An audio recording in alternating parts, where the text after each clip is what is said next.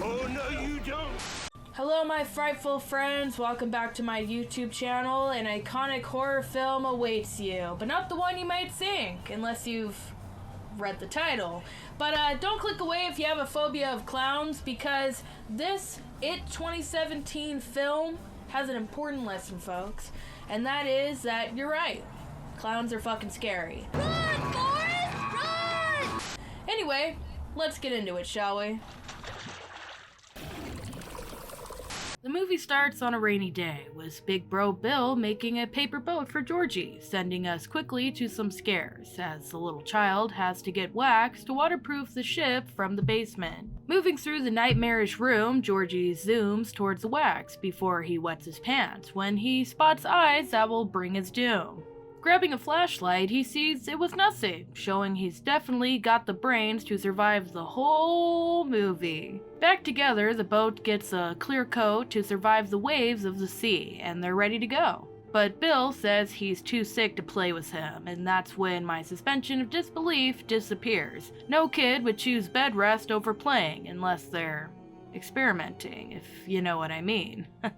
It's not like he has protective parents forcing him into bed. I mean, they're probably the least cared for kids in the entire movie, and believe me, I know a thing or two about that. And don't tell me that he's too smart to get any sicker, because this kid runs head first with his head up his butt into deadly situations, okay? Anyway, Georgie goes hard playing pirates, and he ain't slacking chasing after the boat, which rushes away, especially after getting a good crack in. Eagle-eyed viewers will remember they never bless the ship. You don't have to be a yacht clubber to know you gotta at least break the champagne bottle over the bow. The bad luck is on show here, leading him right to the chief gaslighter, Pennywise, as the boat flows into the storm drains. After some advice on stranger danger, it's quickly trashed by the gullible Georgie, and then we see the most metal movie moment intros in history, where he gets his arm nibbled off and himself catnapped.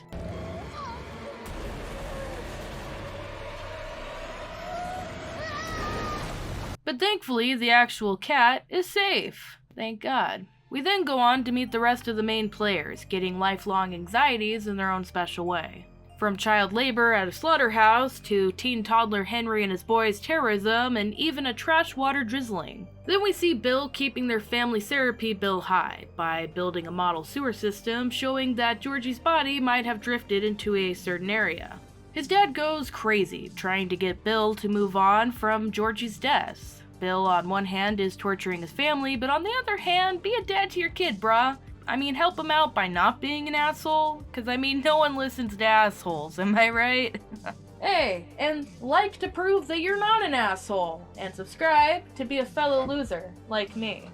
After this, the It hauntings get to Mike, Stanley, and Ben, who's doing homework at the library during summer vacation, cause he's friendless before the internet. Oh my god, what is that? Oh my god! What is that? Being overly curious, he enters the archives, only to get chased by a headless Boy Scout, or something, which is, of course, our main man, It. Running out, he's caught by Henry, realizing it was safer with the headless man clown. We now get front row seats to Henry's lunacy, cuts Big Ben like a turkey on Thanksgiving, wanting to carve his name onto his belly. Which is just so uncreative. Okay, comment down below if you have something more creative to slice into this blank canvas, okay? He escapes though, with only an H sliced into him. Maybe should have done that sooner. Not a smart nerd right here. Meanwhile, the lads, Bill, Eddie, Richie, and Stanley, are exploring a possible spot where Georgie might have drifted to, surviving off of sheer will. I mean, he could have drifted out of a sewer exit spigot, waiting patiently today, but like... Does Bill think his brother has just been living off the land, catching fish, drinking poo-poo water to survive? I mean, this ain't the Jungle Book, folks. I thought this was just rainwater, but the kids smell shit. And also find a worn, torn shoe, but it's just another missing kid swag. Suddenly Ben falls into frame into the caca water flowing from the sewers. Instant infection, folks. A little switcheroo happens as one of the ass Avengers gets iced, satisfyingly. Off screen, though? This is the movie that opened with a toddler buffet, but now it's acting all shy? Finally, Beverly and the crew cross paths to do an Ocean's 11 heist for some medical tools to fix Ben up, but he's probably got a staph infection by now, and he can't fix that with Scooby-Doo band-aids and Flintstone gummies. He's gonna need stitches and a prescription strength miracle at least, but movie magic is extremely powerful stuff, guys. So we move on to her very predatory home life, where she's at a breaking point with her daddy's creeping. Cue the Guinness World Record for fastest self-haircutting scene in a movie. Which on one hand is understandable, feeling creeped on by her old man, but the next scene, she's totally okay being creeped on by 5 kids while she's in her underwear. The logic here is played very loose, especially when you realize she's on her period. After some bonding, Ben starts sharing the bad stuff that's been going on in the town of Derry. Lactose intolerant people beware!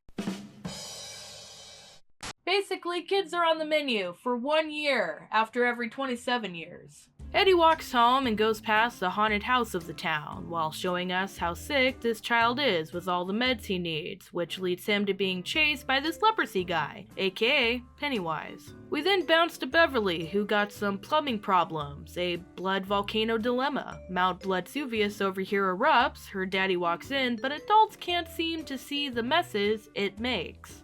It is a fucking workaholic, because he's in Riz's up Bill too, spooking him first with Georgie's image, then with a little bum rush. His parents, on the other hand, well, they're as absent as high school stoners.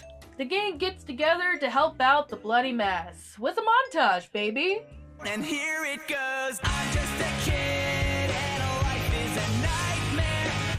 Afterwards, a little chemistry between Bill and Homegirl are on full display, to Ben's torture. Beta shit right there. Now ready for some summer vacation fun, they find Mike being forced to French kiss some raw meat, and now he has brainworms. Henry is the least hygienic bully ever. Since the gang are the good guys though, they start a rock fight to save Mike while getting some revenge on their own. Which is when Henry loses his last brain cell, going full caveman from here on out. Oh hi, it's time to now get high. We'll take some shrooms and go to our rooms.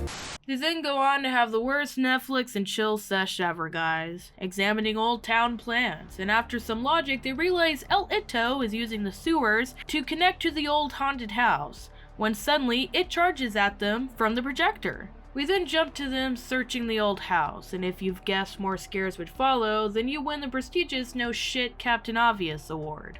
Left and right, Pennywise hands out traumatic experiences like they're lollipops on Halloween, leading to Eddie's arm getting all busted up, even though he lands on his back. But I'm no doctor, but a professor of douchery. Bill realizes that recognizing the fakeness of its scares and choosing not to be afraid makes him weak. Kinda like in A Nightmare on Elm Street, which I've done a video on too. Check it out if you haven't, eh? Here though, they succeed at throwing Pennywise off his rhythm long enough for Beverly to shank his ass. But alas, the boy band breaks up. Cause that was some bullshit, not gonna lie. But like, that's all it takes? One tiny arm snap and that's a wrap? Fake friends, I swear. Through a montage, they all go on to have some normal lives for a bit. Like, did it go on vacay, or... But they all do kid things, like take a bath, hit on girls. Well, except for Mike, because at that age, working at a slaughterhouse is more like serial killer boot camp. Get it? Because killers hurt animals? Huh? Kill yourself. Cut to Henry, who's about to pew-pew this cute little pussy.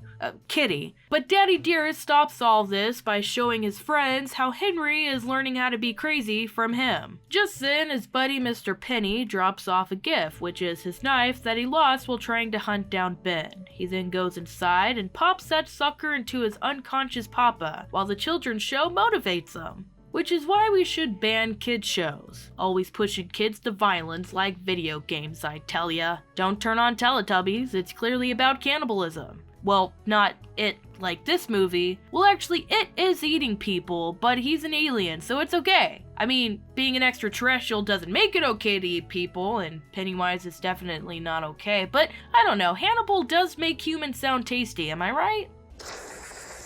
Jesus Christ. Cut to Beverly, who has to escape her daddy because he goes full Epstein on her ass. Locked in the apartment though, she has to run and hide, choosing the bathroom. Daddy busts.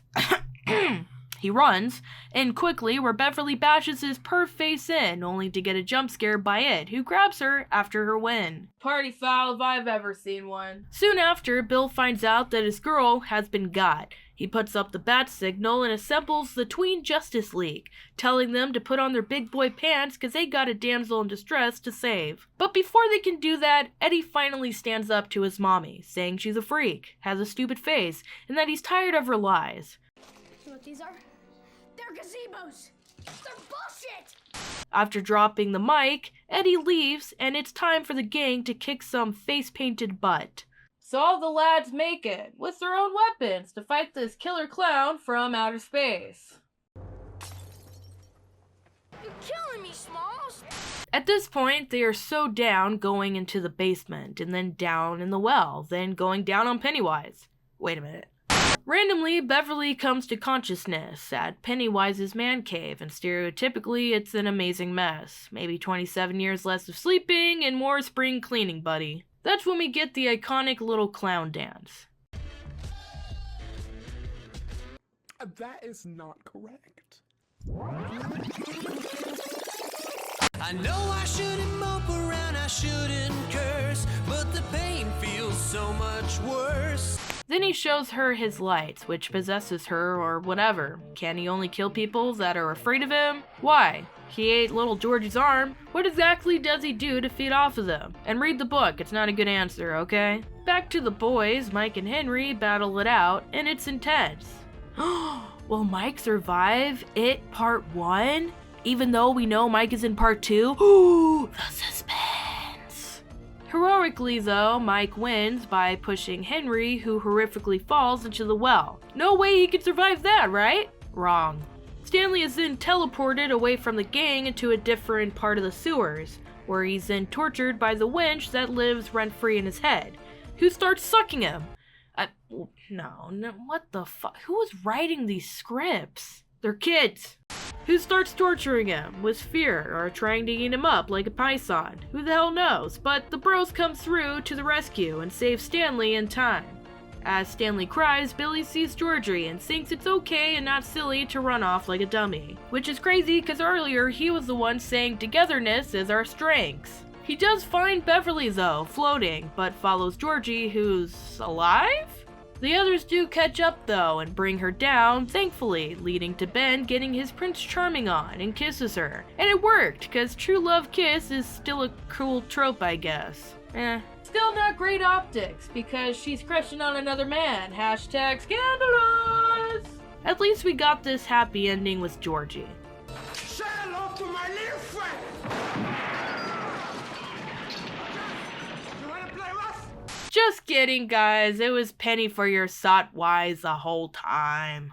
So they all gotta fight the clown head on, but with a forehead like that, the kids don't stand a chance. Eddie gets thrown up on. And look, I'm not a germaphobe, but that would be the end for me. I'd be out of there. That's when the clown offers them all a deal. Give him Bill and they all can be set free to grow old, find love, develop drug addictions, you know, whatever floats your balloon. However, with their fear gone and their balls now dropped, they save Bill's butt. Welcome to the Losers Club, asshole! One by one, they beat Pennywise's ass like a drum, who runs away like a bitch and drops into a nearby hole to recover for the sequel. And with it defeated, sorta, the gang then breathes a sigh of relief, and then proceed to have an orgy.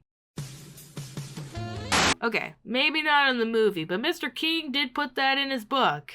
Don't believe me? Look it up yourself, loser. But with the gang being successful, they all stand in a circle in a field, where they all make an agreement to fight it if it happens to come back.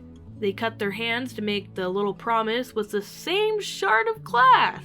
Again, I'm not a germaphobe, but what the fuck is this? A pinky promise ain't strong enough? But they all agree, and then one by one leave, with only Bill and Beverly left, who kiss, and the film ends.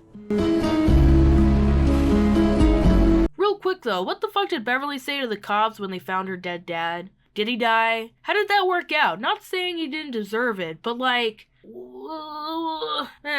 The movie's now over, so fuck it.